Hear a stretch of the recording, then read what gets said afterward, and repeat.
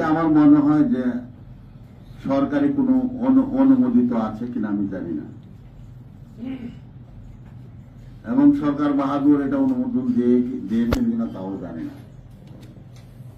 এখানে একটা লিস্ট দেখেছি, তলি একটা সংক্ষিপ্ত একটা লিস্ট দিয়েছেন, ওনারা জব্দ করেছেন। আমাদেরকে রাত্রে দিনে শত শত ট্রাক, হাজার হাজার টন এখানে চিনি যাচ্ছে। এটা আমার মনে হয় যে এটা প্রশাসন কর্তৃক, সরকার কর্তৃক বোধহয় অনুমোদন দিয়েছে। তা না হলে প্রশাসন নীরব কেন, জনপ্রতিনিধিরা নীরব কেন? এটা একটা তাজ্জব। ঘটিকে বলেছিলাম আমার জীবদ্দশায় এরকম দেখি নাই হালুয়াঘাটে। এইটাই যদি হয় তাহলে আইন শৃঙ্খলা মিটিং করে আমাদের লাভ কি?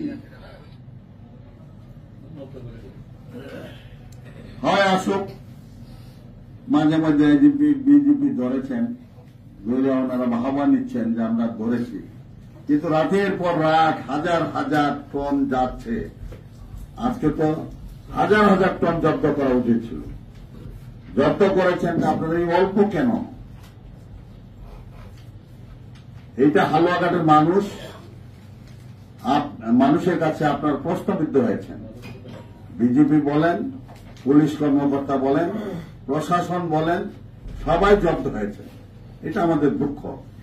আজকে টাঙ্গাইল চিনি ধরা পড়ে, সেই গাজীপুর চিনি ধরা পড়ে, এটা হালুয়াঘাট থেকে আসছে। এটা আমাদের কষ্ট হয়, হালুয়াঘাটের দুর্নাম হয়।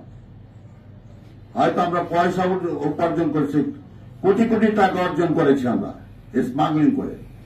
হালুয়াঘাটের যুব সমাজ থেকে শুরু করে বিভিন্ন পর্যায়ে যুবকরা যে ভালো চরিত্রবান ছিল, তারাও আজকে হাজার হাজার যুবকরা আজকে স্মাগলারে পরিণত হয়েছে।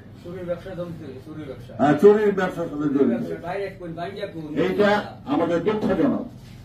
আর কিভাবে বাঙ্গা করবো ভাই? এটা পাবলিক জানে, সবাই জানে। যাই হোক, আমার কথা